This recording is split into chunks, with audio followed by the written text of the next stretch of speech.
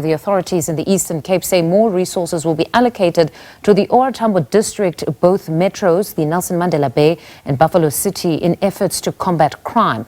This says they account for the bulk of crimes committed in the province. These crimes include murder, attempted murder, assault, robbery, as well as sexual offences. Speaking at the release of quarterly crime statistics, Community Safety MEC Xolile Nqatha says this is concerning. Our reporter Abongile Jantjies has more. Well, the authorities have just delivered their quarterly crime stats here in Komani in the Eastern Cape, and I can tell you that it was quite a mixed bag. But of major concern is the increase of stock theft levels here in the province, particularly at 8.5%. But contact crime, they've seen a reduction in some areas and even an increase in some areas. Who was briefing us here? It was the Community Safety MEC Xolile Nqatha. Sir, thanks a lot for your time. You're mentioning the OR Tambo region, your Buffalo City and Nelson Mandela Bay. They contribute to the bulk of these crimes, which include murder, and I can name most of them, but they are the ones that seem to be problematic, and you are committing to adding more resources there. Kindly take us through that. Yeah, thank you very much for this opportunity. Indeed, you are quite right that the stats represent a mixed bag. It's a registration of a progress that we're making and the successes that SABC has registered over the time. But we're deeply concerned because those successes do not constitute a call for relaxation, but they represent a call to more intensified action and collaboration. For we remain deeply concerned. We have suffered recently serious crimes against women and children as a province, which impact negatively even to the progress that we're registering. And of course, we are concerned in particular with the 3 districts, Hotspots, Buffalo City, Nelson Mandela and OR Tambo. Even though overall as a province we can register some decreases, but overall they impact negatively on our performance as a province.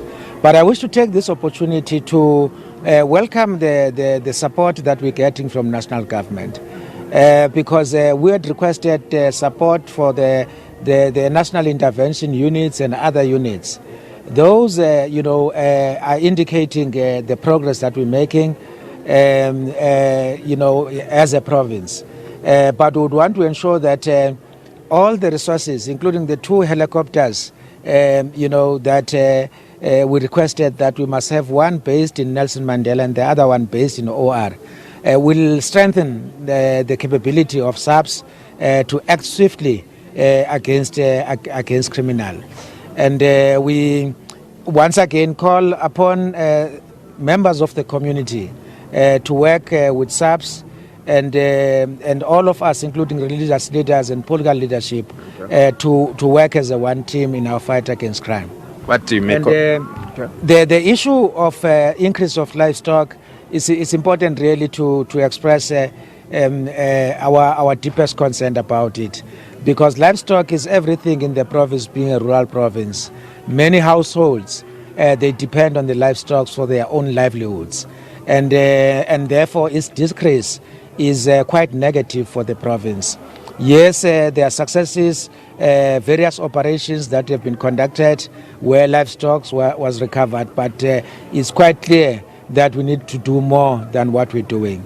And we have signed the cooperation agreement of all stakeholders in Nelson Mandela. We'll roll that out to Buffalo City and to OR Tambo to ensure a tighter collaboration involving community, involving business, pooling our resources together to ensure that we're quite effective in our fight against crime. So you have this campaign of Musukutula ku Sonakala, which you hold various mbizos in an effort for communities who come forward with regards to incidents of crime and reporting them to the authorities. Would you say that the public has heeded that call in gaining trust in reporting crime in general in this province? Yeah, the call is receiving quite positive response among communities. And people are beginning to speak out, people are beginning to participate even in CPFs, because initially people were afraid to participate. But the call to say, don't keep quiet when wrong things are being done, people are beginning to realize that it might not be you today or your child, but tomorrow is going to be your turn. It's better that you speak now when wrong things are being done. And we use that as a rolling call, as a mobilizing theme for us to be mobilized as the whole of society. For criminals are not falling from the trees. They belong to households. We know in our communities who are doing all these criminal acts. We just at times decide to keep quiet. And I'm glad that communities are responding to pass information through our extortion line, through our toll-free number, and they must continue to do that without having to announce their names. For police are going to use that information to fight crime effectively. Just last one, your quick reaction to yesterday's incident which happened on the R61 Nqatha, where we saw 5 people being killed by the police, 6 people being killed by the police, which includes a taxi boss.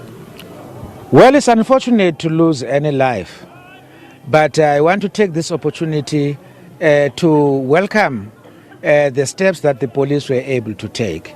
The police must not hesitate when they see that their lives are in danger. They must act in self-defense. And to those that are parading our province carrying firearms, I have indicated to them long time ago that we will not allow a growing parallel state in the province, and that law enforcement officers are responsible to ensure that they safeguard rule of law and that we don't have another parallel government. And I've said that it's totally unacceptable for people to have convoys of vehicles with firearms, at times unlicensed, going up and down, and think that they will go for free unchallenged by the police. That is not going to happen. And on that specific matter, police are busy with their own investigation and will allow the law to take its course. Thank you so much for your time. Well, that was Community Safety MEC Xolile Nqatha giving us his reaction through various incidents which have happened in the province, including that brutal incident which left 6 people dead on the R61 in Nqatha, and also releasing the crime stats, raising concerns on some issues.